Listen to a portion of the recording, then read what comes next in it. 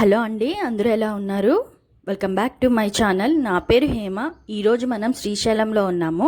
శ్రీశైలంలోని హటకేశ్వర స్వామి దేవాలయం, లలిత అమ్మవారి పీఠం చూడ్డానికి వచ్చాము. ఇది మనకి మల్లికార్జున స్వామి వారి ఆలయం నుంచి 4 కిలోమీటర్స్ అయితే ఉంటుంది.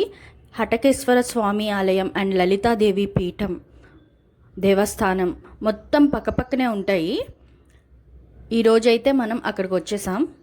చూస్తున్నారు,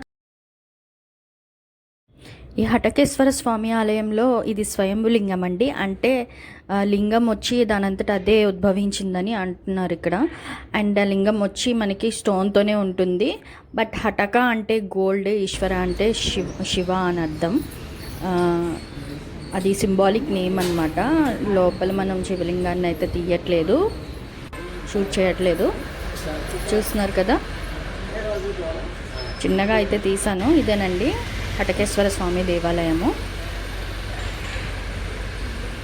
శ్రీశైలం వచ్చిన వాళ్ళు ఖచ్చితంగా ఈ టెంపుల్స్ అన్నీ చూసుకుని అయితే దర్శించుకుని అయితే వెళ్తారు.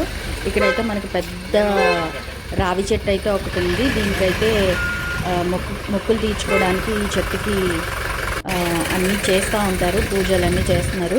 చూస్తున్నారు కదా, దోషాలు పోవడానికి పూజలు అయితే చేస్తారు ఈ చెట్టుకి. అండ్ ఇక్కడ మనకి పక్కన లలితాదేవి పీఠం అయితే ఉంటుంది, అక్కడ కూడా చూపిస్తాను నేను.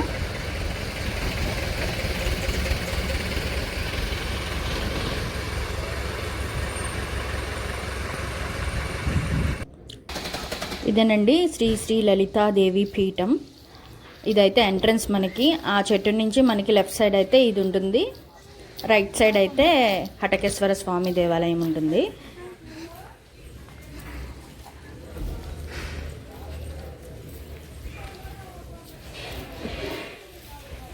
ఈ అమ్మవారు లలిత త్రిపుర సుందరి రూపంలో ఇక్కడ అయితే పూజలు అయితే నిర్వహించబడతాయి.